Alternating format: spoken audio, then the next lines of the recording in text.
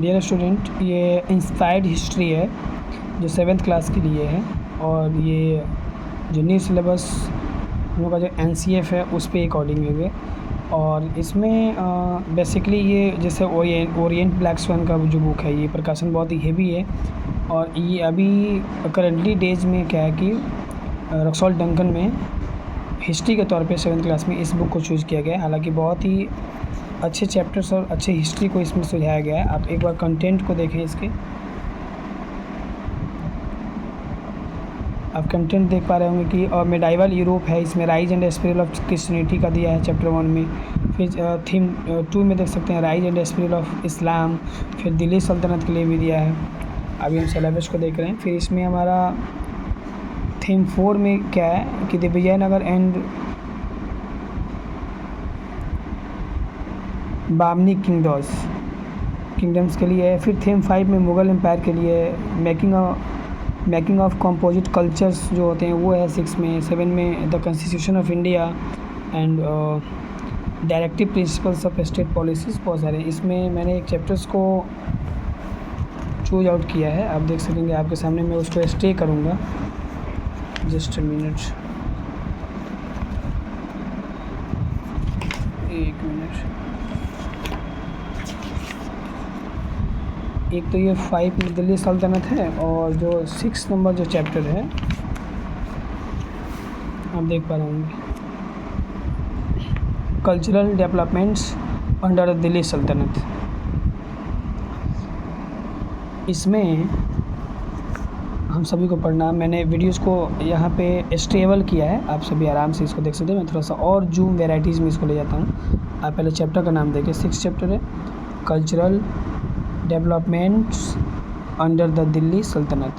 जो दिल्ली सल्तनत है उसके अंदर में जो सभ्यता और समाज का विकास हुआ था, सामाजिक विकासों के चीज़ों को देखना है, जिसमें आप इंट्रोडक्शन को देख पाएंगे। मैं इंट्रोडक्शन का लाइन बाय लाइन एक्सप्लेनेशन भी करूँगा। फिर सोसाइटी है, आप इसमें देख रहे हैं the aristocracy, the clergy, the city developers, the peasants, ये सारी चीज़ें। हालांकि मैं 6 इसलिए दिखा रहा था कि NCERT में कनेक्टेड भी ये दिल्ली सल्तनत को पढ़ना है, मुग़ल एम्पायर को पढ़ना है।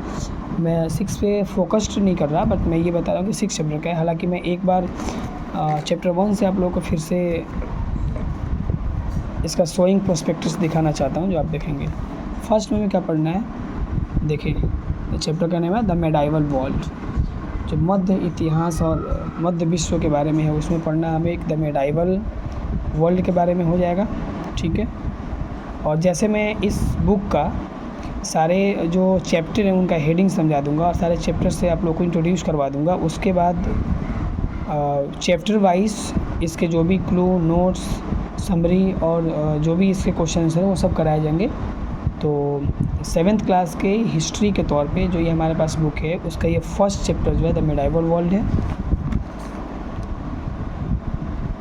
सेकंड चैप्टर के तौर पे मैं बता देता हूँ, मेडाइवल में हमें ये सभी चीज़ों को पढ़ना है। सेकंड चैप्टर के तौर पे है क्रिश्चियनिटी इन यूरोप, इनको ही पढ़ना है। इसमें आप इन सभी टॉपिक को डिस्कस करेंगे। देख पा रहे होंगे आप, क्रिश्चियनिटी इन यूरोप में इतने सारे वैल्यूज़ को पढ़ना है।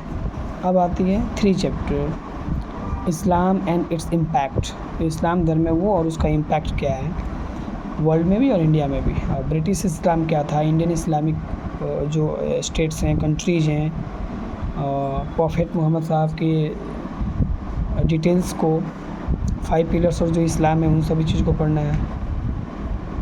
टीचिंग ऑफ प्रॉफेट मोहम्मद के बारे में पढ़ना है। देख पा रहे होंगे मक्का एंड मदीना, इसका जो स्ट्रक्चरल है वो सभी भी पढ़ने हैं आपको। इसका जो इम्पैक्ट इस्लामिक सिविलाइजेशन और ट्रेड है वो सभी पढ़ना है। Contribution of Arabs and science of literature भी है, वो पढ़ना है। ये इसका समझ इंडियन एंड अराबियंस में भी पढ़ना है। अब आता है 4th chapter, the Turkish invention, तुर्की जो देश है उसके बारे में पढ़ना है, जहाँ पे प्लास, सेना, चोल, पालव, पांड्यास जितने भी वंश थे, डायनेस्टी थे, उनके बारे में पढ़ना है। India's before the coming of the Turks, Turks जो इंडिया नहीं आए थे उसके पहले उनके किंगडम को पढ़ना है। किंगडम ऑफ राजपूत्स ये पढ़ना है।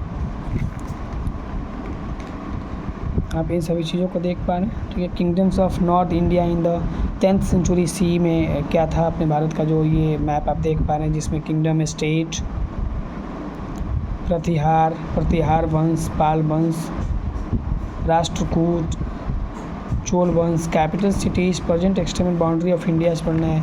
चौहद्दी वगैरह के बारे में पढ़ना है। फिर हमें राजपूत क्लैन और रीजन्स दे रूल्ड, इनके बारे में पढ़ना है। जैसे गुर्जर्स थे, चंदेल्स थे,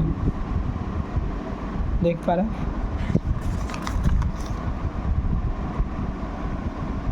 the coming of the Turkish दोनों।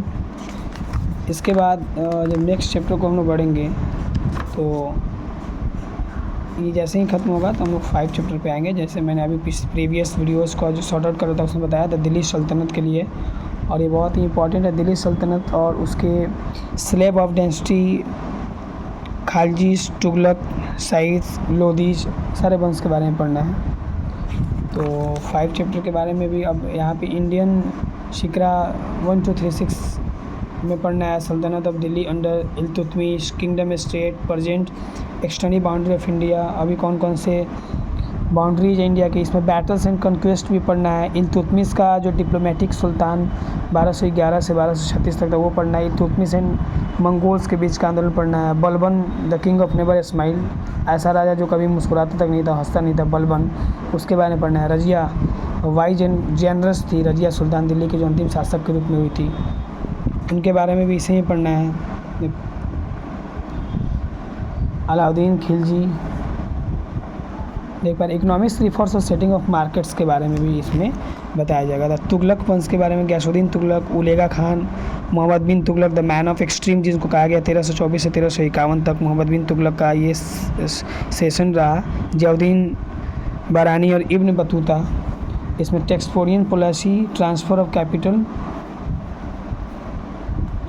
कैपिटल के साथ साथ the empire of Mohammad bin Tughlaq in 1335 CE, जिसमें empire of Mohammad bin Tughlaq, independent kingdoms, provinces, capital city, present external boundary of India, इसको पढ़ना है। Firoz Shah the great builder 1351 से 1388 वाले पढ़ना। मार्च ऑफ क्रांचुल, the break of the empire, comparative study between the Khaljis and the Tughlaqs, ये हमारे military policies, एनेक्शंस of states, influences of luminous administration, taxation policy, Sikandar Lodi, Ibrahim Lodi, Babur, Timur, Khizr Khan, इन सभी के बारे में पढ़ना है।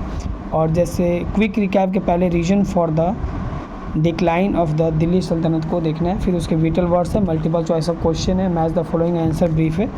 ये सारे खत्म होने के बाद हम 6 चैप्टर पे आएंगे, जिसका है cultural developments under the Delhi सल्तनत। वीडियोस को शुरू करने से पहले मैंने उसको नोटिस भी किया है कि दिल्ली सल्तनत में या दिल्ली में जो डेवलपमेंट था, कल्चरल डेवलपमेंट, सांस्कृतिक और सामाजिक जो विकास होता है, जो उसके सभ्यता का विकास होता है, उसमें पढ़ना है। इसके सोसाइटीज़ को पढ़ना है। उसके बाद लैंग्वेज एंड लिटरेचर को पढ़ना है। The growth of regional language को पढ़ना है। डांस एंड म्यूजिक को पढ़ना है। आर्किटेक्चर को पढ़ना है, वहाँ के मस्क्यूस जैसे जमा मस्क्यूस, और कुछ इंस्ट्रूमेंटल्स जो यंत्र थे जैसे सितार, बीना, टिम्पुरा, ये सभी चीज़ को पढ़ना है। क्लोजअप कार्विंग्स ऑफ अदाई-दिन जोधपुरा के बारे में पढ़ना है। ये सभी व्यूज़ आप देख पा रहे हैं। जो कैलीग्राफी में पढ़ना है, पेंटिंग्स भी पढ़ने हैं। और क्विक रिकैप के पहले इसके एक हेरिटेज के बारे में, कुतुब मीनार जो है वो एक रिकैप में याद रखना है। लुक एंड लर्न में भी है, लाइफ स्किल्स, वैल्यूज़ दिया है। इसके एनालिसिस एंड क्रिटिकल थिंकिंग है, आंसर डिटेल्स है, आंसर ब्रीफ है, एमसीक्यू क्वेश्चंस हैं। अब बारी आती है 7 नंबर चैप्टर की, the Vijayanagar and Bahmani kingdoms. जो विजयनगर का राजा और वहाँ का जो राजतंत्र था, शासन प्रशासन था, उसके बारे में पढ़ना है। द विजयनगर किंगडम के बारे में पढ़ना है, जिसमें संगमा, शेलुबा, तुलबा, आरिविदु, द संगमा डिस्ट्री, हरियर और बुका जो 2 थे, उनके बारे में पढ़ना है। संगम के बारे में पढ़ना है। द सेलुबा डिस्ट्री के बारे में पढ़ना है। तेलुबा डिस्ट्री के बारे में पढ़ना है। कृष्णदेव राय जो 1509 से 1529 तक इनका जो एक केस स्टडी चला, उसमें पढ़ना है।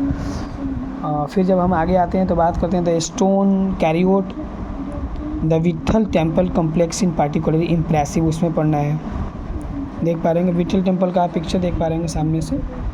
डोमिनेज पेस के बारे में पढ़ना है। Life in the Vijayanagar kingdom के बारे में पढ़ना है।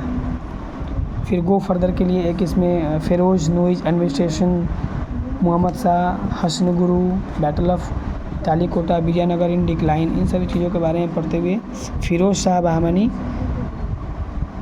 तेलंगाना, फिर महमूद गवान आर्किटेक्चर वहाँ का, लाइफ इन ब्राह्मी किंगडम जिसमें बीजापुर, गोलकोंडा जहाँ किला है, गोलकोंडा का किला वो पढ़ना है। बिदार या बॉटफोस्ट बिटवीन द 1423 से 1430 तक का है, ये सभी हम पढ़ेंगे। इसमें एडमिनिस्ट्रेशन इन सोसाइटी भी पढ़ेंगे। फिर इसका आएगा मल्टीपल चॉइस क्वेश्चन और वेटल से क्वेश्चन। तो ऐसे करके हम 8 चैप्टर तक की आज वीडियोस को इन करेंगे, जहाँ तक बता पाएंगे कि जो ये DP history of 7th class. तो जो 8 चैप्टर है इसका, Mughal India, the early Mughals and Sher Shah, जो शेरशाह सूरी है जिनका ग्रैंड ट्रंक, और जहरुद्दीन मुहम्मद जो इसमें थे उनका, और मुंबई में जो ग्रैंड ट्रंक रोड जो शेरशाह सूरी के द्वारा दिया गया है। तो इनका एक मुग़ल एम्पायर में, इंडिया में जब मुग़ल हैं तो उनके जो कन्क्विस्ट थे वो क्या थे, और बाबर का एक क्या योगदान और क्या उनका लाइफ स्टाइल रहा युद्ध करते समय, या भारत में जो उनका समय था, एरा था उस समय करते समय। तो 8 तक अभी हम डिटेलिंग कर पा रहे हैं। हालांकि इसमें टोटल चैप्टर की जहाँ तक मैं बात करूँ तो 1 मिनट,